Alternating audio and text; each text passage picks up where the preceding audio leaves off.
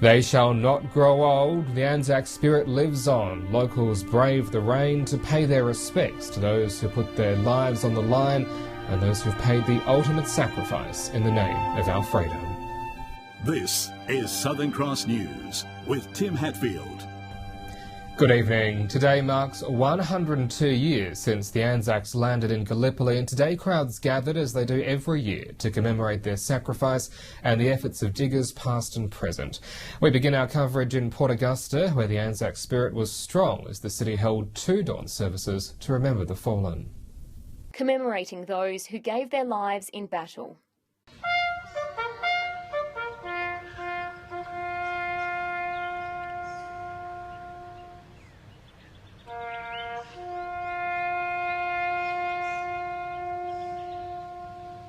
Port Augusta held 2 dawn services, one in Gladstone Square and the other shortly after at the Port Augusta West War Memorial. Both parties taking the time to pay their respects to the soldiers, sailors and medical personnel who gave their lives. At the going down of the sun and in the morning, we will remember them. All who attended left humbled. I think it should be a duty. I think it's very important. We all need to remember what we have today because of our soldiers. Lieutenant Colonel Don Harvey has been attending the dawn service and leading the Anzac Day Parade in Port Augusta for the last 14 years. It's an absolute honour to do so, and I'm humbled that I have been asked to keep coming back. Humbled. After the dawn service, crowds gathered here at the RSL to commemorate Anzac Day over a gunfire breakfast, with the young and the old sporting medals of bravery and giving up sleep to pay their respects. And it's just important for kids to come out, I think, to know about the history and what they've done for us and how we live today. So it was the RSL president's 2nd year officiating an Anzac Day service. I think it's important to remember the things that have been, because if you don't learn from the past, you're liable to repeat the mistakes. So it's a day put aside to remember, and that's important. Yeah. Amelia Simpson, Southern Cross News. And despite a torrential downpour overnight, nearly 1,000 people attended the dawn service in Broken Hill this morning. While rain threatened proceedings, it never fell, making for a very special service in the heart of the Silver City. Age shall not weary them, nor the years condemn. As they're going down in the sun and in the morning, we will remember them. Lest we forget.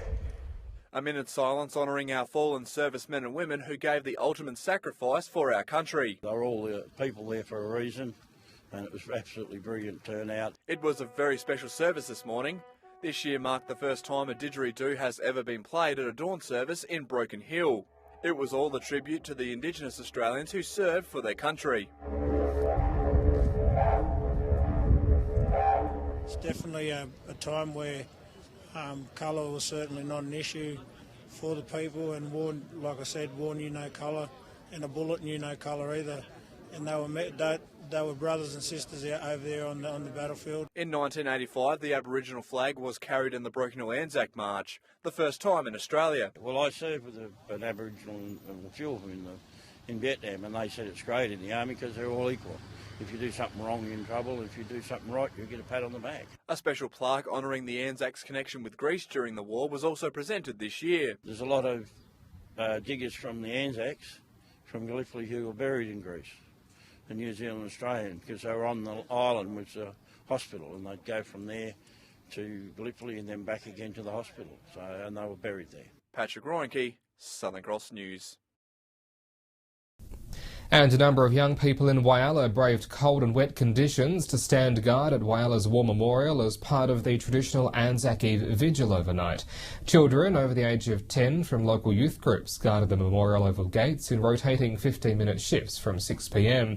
They handed over to local cadets at 6 this morning prior to the dawn service. They were assisted by a number of adults, while many locals stopped to have a look and show their support. And the commemorations continued into the morning with marches across the region. The RSL says the crowds continue to grow every year with more and more people coming to pay their respects. They may be ageing, but Whyala's service veterans refuse to let that get in the way of marching in the Anzac Day parade. 500 people gathered between the RSL and the War Memorial to salute those who served. It's one day of the year that we can say thank you to soldiers, sailors, airmen, for their courage. They then gathered below the memorial oval gates to fall silent and remembered those who didn't make it home alive.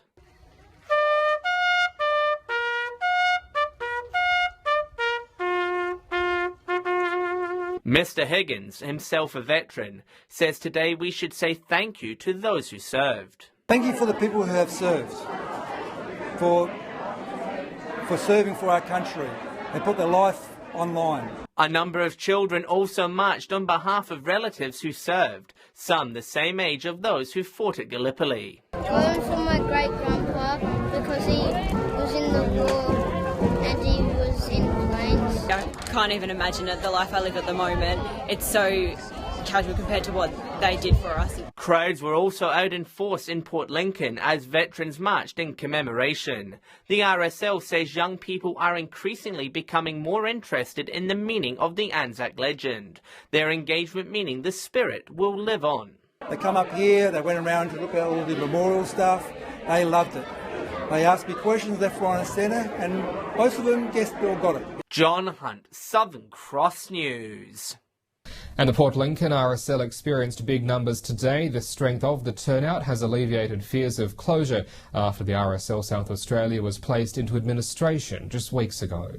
It's among the oldest Anzac Day rituals held at RSLs across the country. These are the heads. Whoa! On the heads, everybody won. Good one, good one! Yeah! But the tradition of two-up and other services the RSL provides has recently come under threat after RSL SA was placed into administration. Rising costs and declining revenue leading to finance woes and trouble for the SA branch. But the Port Lincoln sub-branch is hopeful it's just a short-term position. What we're doing here is focusing on our branch and how we can support them with that and trying to revamp and what we are here. I mean, theirs is a cash flow problem, but I'm sure they'll work through that. But we here are really looking about advocacy for the people in the local area, both served and past, how we support them. The turnout from today's commemoration, positive signs that RSL traditions aren't going anywhere. We're very pleased with the turn up today. We had 2,500 at the dawn service and about 2,000 after the march. The Port Lincoln RSL also taking further initiatives to honour those who have served and keeping the memories of those past still alive. This year what we've done is taken the wreaths at midday and we have then taken them down to the cemetery to remember those who've died since the returning. So we're making use of it twice. Jason Kemp, Southern Cross News. Our Anzac Day coverage continues after the break. Still to come, a special naval visit as part of Port Lincoln's Anzac Day commemorations. The details ahead.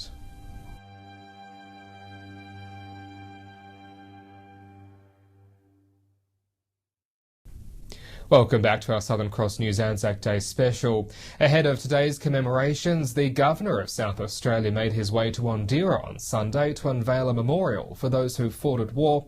Joining him was a crowd of around 100 people who paid respects to the 9 fallen soldiers. As the last post echoed across the cemetery, the crowd stood to remember the 9 soldiers of Wandera who never made it home. Their bodies never came home, but we decided to build a memorial at the cemetery to remember them. Rain fell as a special guest arrived to unveil the hard work of the Heritage Group. It turned out that we already have 4 or 5 invitations for today we had already accepted. But after my decision, they said, well, we had to change all of that to be here today. I'm so pleased that I'm here today and I'm really honoured. His Excellency was born and grew up in a war-torn Vietnam and knows all too well the heartache of war. I experienced firsthand the brutality and the destruction that the war can bring to any country. Joining other leaders in the community, he unveiled the brand new memorial. It's great to see the Governor coming out to think of rural soldiers as well, because rural Australia provided a lot of manpower for the wars in the First and Second World War. Wreaths were then laid by a number of people, including family members of those 9 fallen men. My great uncle and his cousin, which is also my cousin too. Precious memoirs from the men at war were then shared. 100 years ago is a long time, and we want to remember those people that went away and fought for Australia. So that's why our heritage group decided to build this memorial. In Wandera, Keziah Sullivan, Southern Cross News. And HMAS Lewin docked in Port Lincoln today to take a major role in the town's Anzac Day parade. The survey vessel, usually stationed off the Barrier Reef near Cairns, has been working off the coast of Kangaroo Island and rang the local RSL asking if they could take part in the day's commemorations. A special day for the crew aboard the HMAS Lewin, as they were given an unexpected and unique day off to spend time in Port Lincoln. Where should we go? Well, I know, I've been to Port Lincoln before, it was great, let's try that. So we contacted the RSL.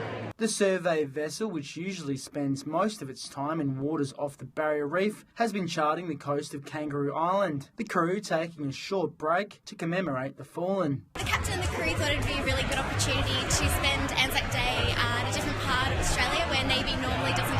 The RSL receiving an unexpected phone call, but were all too happy to accommodate the seamen and women to the region. I think there's only one person out of the 60 people on board who've ever been to Port Lincoln before. As a Cairns-based unit, we don't come south that often, so yeah, it's nice to get somewhere new. The sailors taking in the sights and the day's traditions. They get a bit of time off, but I'm sure there'll be a bit of two-up going on later on. Jason Kemp, Southern Cross News. Well, turning to other news now, and Whyala's hotel operators are calling on the council to rework its events strategy to bring more tourists into town. They say the town's recent events are not bringing people to the city from outside, which is putting jobs in the hospitality sector at risk. Whyala's Unearth Festival was a rebirth of the local Easter weekend, with crowds flocking to the Ada Rain Gardens for 2 days of entertainment. Yet very few travelled from out of town, with most hoteliers having a quiet Easter break. Because we were so close, we were very fortunate that we had some good vibes from that. However, I understand my colleagues didn't benefit a lot. Whether it was snapper competition or this event, it made no difference to me whatsoever. In comparison, tourists flocked to Port Lincoln for the Auto Sprint Festival, which proved to be a success for the city and its businesses. Mr. Swingler says rather than competing with other cities, we need to play off their events. So instead of actually going to there for the weekend, the events normally on the Saturday, the Sunday, we should be marking ourselves on the Sunday and the Monday so that we actually have an add-on. Whyala's next major event will be the State Junior Soccer Championships on the June long weekend. Ms Derham says one-off events cannot sustain the industry, and council needs to appoint a dedicated events officer to lure big-ticket items to town. And we need an events person, whether that person be based in Adelaide or based here, in bringing things to the city. Families and Friends market is fantastic. John Hunt, Southern Cross News.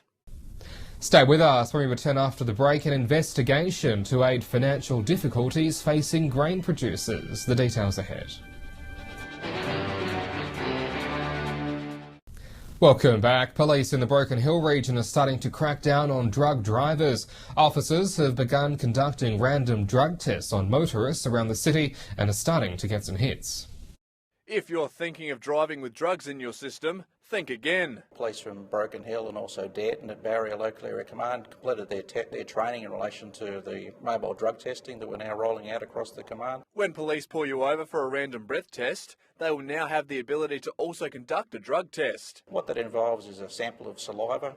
It's a few moment wait at the vehicle. It provides a positive or negative detection in relation to the presence of drugs. If the test comes back positive, you'll be arrested and taken to the Broken Hill Police Station to undergo further testing. And when we get the results back, potentially you're then facing the court in relation to driving with the presence of drugs. The testing covers most street drugs like cannabis, ecstasy, speed and ice. The effects of driving with these drugs in your system can drastically reduce your motoring skills. Going to court and facing potentially large fines, jail time, as well as disqualification of your licence. So really your message is don't drink and drive and don't drug and drive. Patrick Reinke, Southern Cross News.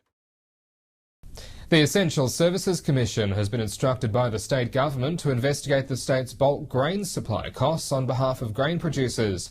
The review will look at the costs involved with transporting grain from the paddock to port terminals. Farmers are often careful about the way they budget their money, but out of their control is the cost associated with getting the grain from their gate to the shipping dock. If we can get more efficient and more cost-effective transport, a dollar a tonne is worth, based on last year's crops, or just on the average crops, around about $8 million in savings. Mr Arnie from the Grain Producers Organisation is welcoming the review into the grain supply costs. This review will have a look at those supply chain charges and service delivery, and see whether over the past 10 years, whether there's been an improvement in reducing those costs. He said the review would cover components of supply chain costs, their efficiency and cost recovery. Which is the ship loading, the receivable fees, segregation fees, but it also looks at the transport costs as well, and looks at the cost, but also the, what services have been delivered for those charges. Submissions into the inquiry will close on May 12, and key stakeholders are encouraged to submit. Not just farmers, but other participants in the grain supply chain can make a submission to it, and then the Essential Services Commission will then compile a report and of the review. Keziah Sullivan, Southern Cross News. The CBD project in Port Pirie was brought to life over the weekend with the installation of several large palm trees. The tall palms now stand in the new median strip along Florence Street, and they mark the beginning of the colour and art which will soon infiltrate the CBD. And a new competition has also been rolled out across the city which will encourage the public to shop in the areas which are under construction. The project is expected to be completed by the end of next month. Well, stay with us. After the break, we'll have a look at the local weather for the rest of the week.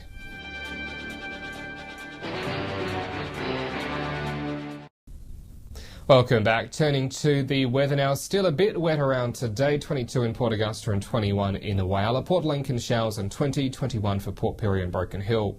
On the national satellite, image cloud continues moving across into the state. With it, we're set to see more rain and overcast conditions. On the Gulf waters, the winds to 30 knots and southerly tomorrow. The seas to 2.5 metres southwesterly. So we're still in for showers tomorrow again. 17 in Port Augusta and Whyalla. Just 18 for Port Lincoln and Port Pirie. Broken Hill heading for a fine but mild 14 degrees. Then a cloudy 20 on Thursday in Port Lincoln, ahead of a wet 22 for Friday. Cleve much the same, 16 then 19, fine though for Woodner. Whyalla with showers around, 17 degrees, then 19 to wrap up the week. Port Augusta 18 degrees for Thursday, 19 for Friday. Katina 18 for Thursday. Port Pirie with the cloudy 19 for Thursday, then showers on Friday. Showers right through in Clare. Broken Hill fine but cool, 14 degrees, then 16. And that is the local news on this Anzac Day. Don't forget you can stay up to date with us on Facebook and on Twitter. You can also catch past bulletins on our YouTube page and get in touch with us via email. We'll see you back here tomorrow night from 6:30. I'm Tim Hadfield from the team here at Southern Cross News. Enjoy your evening. Good night.